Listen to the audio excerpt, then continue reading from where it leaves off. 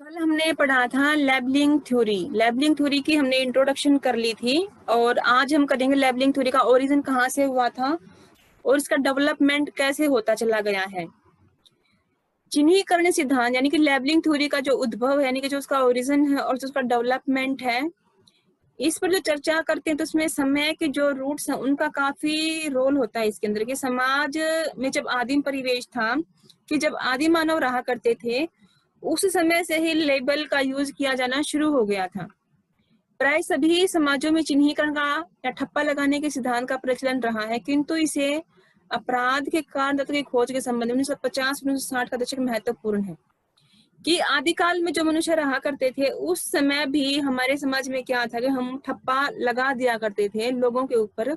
उस टाइम भी प्रचलन था, लेकिन मेन जब क्रिमिनल में इसको यूज कब किया गया है, 1950 से 1960 का जो समय था आपका, वहां पर इसका बीजारोपण यानी कि वहां से इसकी उत्पत्ति हुई है।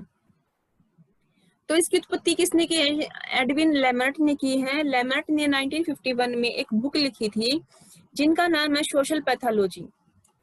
पैथोलॉजी का मतलब क्या होता है? जिसमें हम मानसिक बीमारियों के बारे में, यानी कि मनोव्याधि जिसको बोलते हैं, जिसमें उसको मानसिक बीमारियां हो जाती हैं, समाज में मनोव्याधि फैल जाती है। इस बुक में उन्होंने पहली बार लेबलिंग सिद्धांत का प्रतिपादन यानी कि उसको रिप्रोड्यूस किया था। इस सिद्धांत का प्रतिपादन करते लेमर्टे ने विचलन को दो भागों में बांटा है। कि डेविएशन क्या है? कि जब हम समाज के नॉर्म से, रीति रिवाज से दूर हटकर अपना काम खुद करते हैं, समाज के नियमों की अवहेलना कर देते हैं, तो वहां पर विचलन को इसने दो पार्टों में डिवाइड किया था। फर्स्ट है आपका प्राइमरी डेविएशन, कि पहले स्तर पर हम डेविएशन कैसे करेंगे।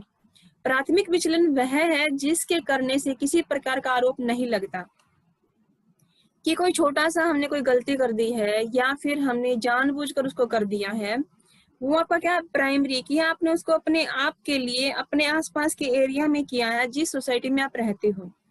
फॉर एग्जाम्पल, कोई व्यक्ति कार का मालिक बनना चाहता है और जिज्ञासा से वह किसी की कार चुरा लेता है, तो ऐसा करना भी विचलन है यानी कि डेविएशन है। किसी की कार को चोरी करना भी क्या है? एक अपराध है। लेकिन अगर उसने उत्सुकता पूर्वक उसको किया है, यानी कि एक बार के लिए उसने उस कार को चुरा लिया लेकिन बाद में 2 दिन के बाद उसने उसको रिटर्न कर दिया है, तो ये प्राइमरी विचलन का उदाहरण है। इसको हम अपराध की श्रेणी में लेकर नहीं जाएंगे, क्योंकि ऐसा काम उसने केवल अपनी जिज्ञासा को शांत करने के लिए किया था कि हाँ, कि काश मेरे पास भी गाड़ी होती। सेकंड है सेकेंडरी डेविएशन। सेकेंडरी डेविएशन क्या होता है? द्वैतिक विचलन वह है जो व्यक्ति पर समाज द्वारा अपराधी का ठप्पा लग जाने के बाद किए जाते हैं। कि जैसे मैंने कल भी आपको एग्जांपल बताया था दीवार फिल्म का, जिसमें शशि कपूर और अमिताभ बच्चन थे। अमिताभ बच्चन के हाथ पर एक ठप्पा लगा दिया था, तो उस ठप्पे के बाद उसने क्या किया कि समाज तो मुझे अपराधी समझता ही है, क्यों ना मैं अपराधी करने लग जाऊं। कि जिस तरीके से समाज मुझे देखता है उस तरीके से कहीं मैं बन जाऊंगा और मैं भी अपराध की दुनिया में चला जाऊंगा। तो ये है सेकेंडरी डेविएशन जो समाज के द्वारा दिया जाता है। प्राइमरी डेविएशन क्या है?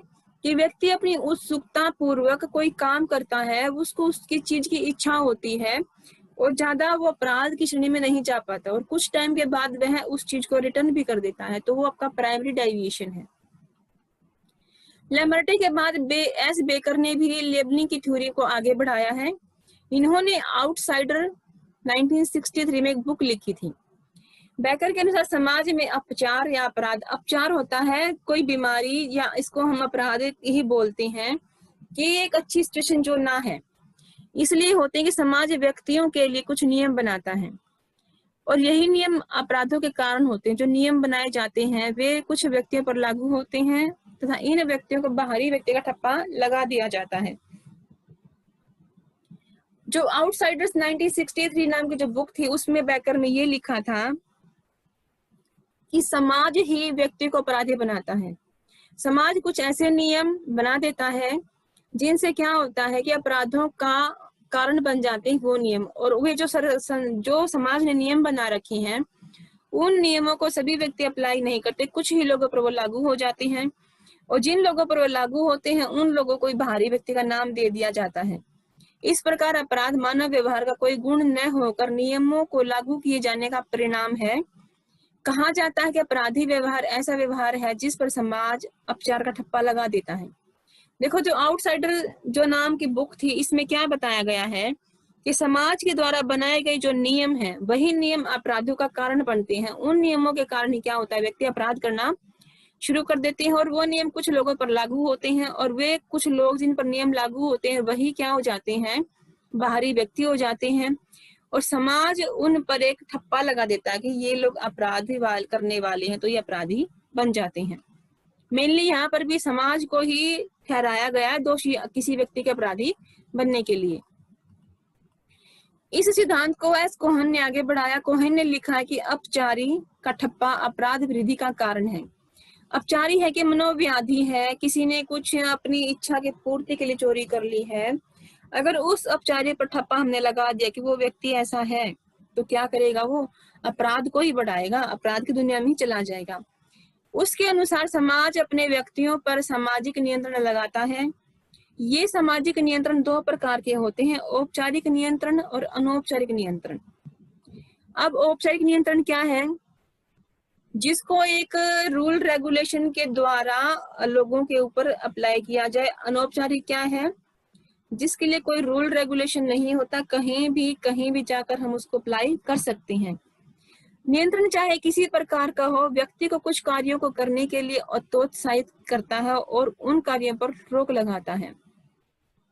हतोत्साहित का मतलब है कि किसी व्यक्ति ने कोई काम करना शुरू कर दिया, लेकिन कुछ लोगों ने उसके काम में कमियां निकाल दी और उसको क्या किया, उस काम को ना करने के लिए प्रेरित किया, और उसने उस काम में बहुत सारी कमियां निकाल दी, और फिर उस फलस्वरूप व्यक्ति ने क्या किया, उन कामों को करना बंद कर दिया।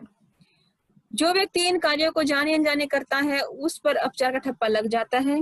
जब ठप्पा लग ही गया तो व्यक्ति ऐसे कार्य करने के लिए किसी प्रकार की असुविधा का अनुभव नहीं करता है। जब हम किसी व्यक्ति को बोल देते हैं तो व्यक्ति बहुत बोलता है, तो मजाक ही बहुत करता है, या फिर ये व्यक्ति है इस तरीके का, तो फिर उसको क्या फील होता है कि समाज जब मुझे ऐसा समझ रहा है तो क्यों ना मैं ऐसा ही बन जाऊं। तो समाज का मेन रोल है व्यक्ति को अपराधी बनने के लिए। इस प्रकार स्पष्ट है कि चिन्हीकरण वह सिद्धांत है जो विचलन अथवा अपचार को जन्म देता है। इसकी मूल भावना है विचलन के प्रति समाज की प्रतिक्रिया। विचलन क्या है कि जब हमने अपने समाज के नियमों को तोड़ दिया है, हम उसके विपरीत काम कर रहे हैं, और उस काम पर समाज ने अपना रिएक्शन दिया, तो वो क्या अपराध कहलाता है। समाज व्यक्तियों के प्रति क्या राय रखते हैं और वे स्वयं अपने प्रति तथा समाज के प्रति क्या राय रखते हैं, इन दोनों से ही क्या आता है, विचलन आता है। अब समाज क्या रखेगा, व्यक्तियों के प्रति राय, कि समाज ने क्या देखा है कि अलग अलग व्यक्ति समाज में रहते हैं, तो उन व्यक्तियों की अलग अलग राय क्या है। व्यक्ति क्या देखता है, स्वयं अपने प्रति राय, कि उस समाज ने मेरे लिए क्या एक योजना बना के रखी है, वो मेरे बारे में क्या सोचते हैं, कि मेरे कार्यों के प्रति समाज का क्या रवैया है। फिर व्यक्ति क्या सोचता है कि उपलब्ध संसाधनों तथा अवसरों के प्रति राय, कि उस व्यक्ति को काम करने के लिए कितने अवसर मिले हैं, कितने उसके पास संसाधन है कि वो अपना काम कर सके। तो इन सभी के फलस्वरूप क्या बनता है, प्रतिक्रिया बनती है, और उससे अपराध जन्म हो जाता है। वास्तव में जिस सीमा तक समाज व्यक्तियों को विचलनकारी व्यवहारों से रोकने का प्रयास करता है, वह व्यक्ति को समाज से अलग करने का कार्य करता है। यानी कि जिस सीमा तक, यानी कि एक किसी ना किसी व्यक्ति की एक बाउंड्री लाइन होती है, अगर उस बाउंड्री लाइन को कोई क्रॉस कर देता है तो व्यक्ति क्या करता है, उस समाज से अलग कार्य करने लग जाता है। जो व्यक्ति समाज से अलग होता है वह समाज द्वारा उस पर लगाए गए ठप्पे अथवा चिन्ह का पहचान का कारण बन जाता है। यानी कि आपने कई सारी फिल्में देखी हैं कि वहां पर कोई व्यक्ति कुछ ज्यादा बोलता है, या फिर कुछ भाषण ज्यादा देता है, या फिर गुंडागर्दी करता है, तो वे क्या करते हैं, उस व्यक्ति को समाज से बाहर का रास्ता दिखा देते हैं।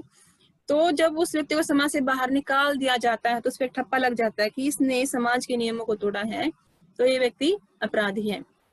समाज व्यक्तियों को जिस सीमा तक रोकने का प्रयास करता है, वास्तव में वह उसी सीमा तक समाज में व्यक्तियों को विचलनकारी व्यवहारों को करने के लिए प्रोत्साहित करता है। जैसे अगर छोटे बच्चों को ये बोला जाए कि आपको ये काम नहीं करना, छोटे बच्चे नहीं, इवन आप लोग भी अगर आपको मना किया जाता है कि आपको ये काम नहीं करना, तो ह्यूमन का एक नेचर क्या है कि वो उसी काम को करने के लिए प्रेरित होता है कि नहीं, मुझे रोका गया तो क्यों रोका गया, मुझे तो ये काम करना है। तो इस तरीके का व्यवहार व्यक्ति में बन जाता है कि समाज उस व्यक्ति को उस काम को करने के लिए रोकता है, लेकिन व्यक्ति उस व्यवहार को करने के लिए प्रोत्साहित होता है कि नहीं, मुझे ये काम तो करना ही करना है। जैसे जब कोई व्यक्ति चोरी करता है तो समाज उस व्यक्ति पर चोर का ठप्पा लगा देता है, उसको अन्य चोरों के साथ जेल में डाल दिया जाता है। इतना ही नहीं, जब व्यक्ति जेल से रिहा होता है तो उसे घृणा की दृष्टि से देखा जाता है और उस व्यक्ति का समाज में समायोजन नहीं हो पाता। जैसे मान लीजिए किसी व्यक्ति ने कारणवश अपनी मजबूरी को देखते हुए या फिर अपने जीवन यापन को देखते हुए एक छोटी मोटी बिल्कुल जो उसका हम अपराध में काउंट नहीं करते, उसने वो चोरी कर ली और उस बेस पर उसको अपराधी बना दिया, और अपराध करने के बाद भी उसने ऐसे अपराधियों के बीच में उसको डाल दिया जिसने बहुत बड़े बड़े चोरी कर रखी है, बड़े लेवल पर चोरी कर रखी है। तो उससे क्या है, उस व्यक्ति को जब वो छूटता है तो गांव में भी उसकी थोड़ी सी इंसल्ट हो जाती है, लोग उसको घृणा की दृष्टि से देखते हैं। तो इस प्रकार जो व्यक्ति जब जेल से छूटकर अपने घर आता है तो उसमें एडजस्ट नहीं कर पाता। इसका कारण भी क्या होता है कि व्यक्ति समाज के प्रति ठीक से व्यवहार करने की उसकी इच्छा नहीं होती और उस व्यक्ति को विश्वसनीय भी नहीं माना जाता। इस प्रकार उसे कोई महत्वपूर्ण जिम्मेदारी नहीं दी जाती।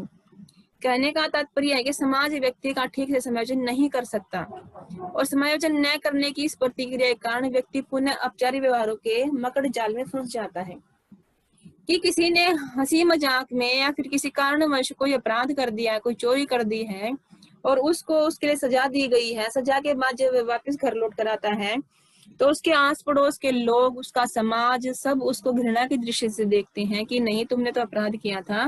तो इस प्रकार वो एडजस्टमेंट नहीं कर पाता और वो अपराधी बन जाता है, बड़े लेवल पर अपराधी बन जाता है। मानसिक अपराधियों के बारे में चिन्हीकरण सिद्धांत पूरी तरह से लागू होता है। मानसिक यानी कि जो मेंटल, जिसका दिमागी रूप से जो अपराध करते हैं। समाज जब ऐसे व्यक्तियों को सन की, मूर्ख और पागल का ठप्पा लगा देता है तो उसके साथ सामान्य नागरिकों जैसा व्यवहार नहीं किया जाता। ऐसा माना जाता है कि आगे आने वाले समय में ऐसे व्यक्ति अपना मानसिक संतुलन खो देते हैं और पागल हो जाते हैं। ऐसी स्थिति में इन सनकी व्यक्तियों पर पागल होने का ठप्पा लगा दिया जाता है। शारीरिक रूप से तो उसने चोरी कर ली, डाका डाल दिया या फिर किसी का मर्डर कर दिया, वो अपराध कहलाती है।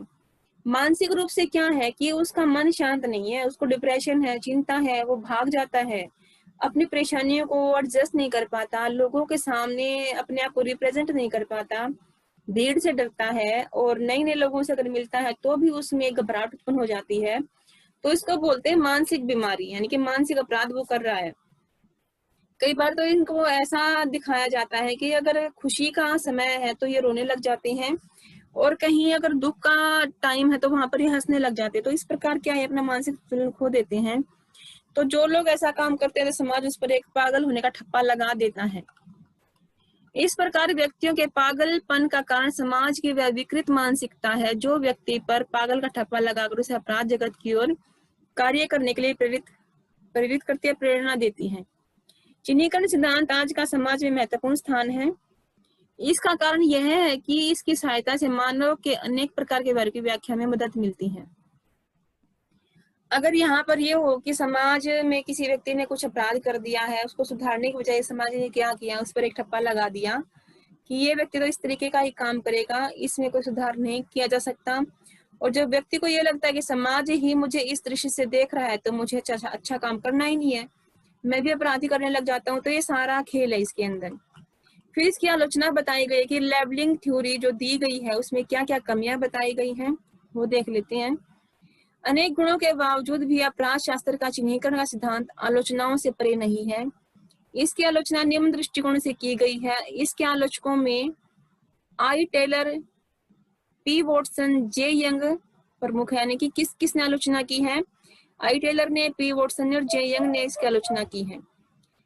पहली आलोचना क्या है कि अपराध की खोज में यह सिद्धांत आर्थिक प्रभाव और सत्ता के महत्वपूर्ण प्रभाव की अनदेखी करता है। इसमें यह बताया गया कि व्यक्ति ने जब अपराध करना शुरू कर दिया है तो वो क्या करेगा, उसका जो आर्थिक प्रभाव यानी कि इकोनॉमिक दृष्टि से उसकी अनदेखी करता है। और सत्ता यानी कि सत्ता के आगे जो हमारे समाज में बड़े बड़े पदों पर आसीन है उनकी भी अनदेखी करता है। यह सिद्धांत अपराधी पर तो केंद्रित है परंतु पीड़ित व्यक्ति की उपेक्षा करता है। मेनली इसने क्या बोला कि हाँ, इसने ये तो बता दे कि अपराध क्या है, अपराध को कैसे डिफाइन किया जाएगा और हम व्यक्ति पर ठप्पा कैसे लगाते हैं। लेकिन इसने दूसरी तरफ ये नहीं देखा कि व्यक्ति ने वो अपराध क्यों किया। उस व्यक्ति को सुधारा भी जा सकता था, लेकिन उसे छोटे से अपराध के फलस्वरूप ही उसको एक बड़ी संज्ञा में डाल दिया। तो ये है आपकी लेबलिंग थ्योरी, आज कंप्लीट हो जाती है।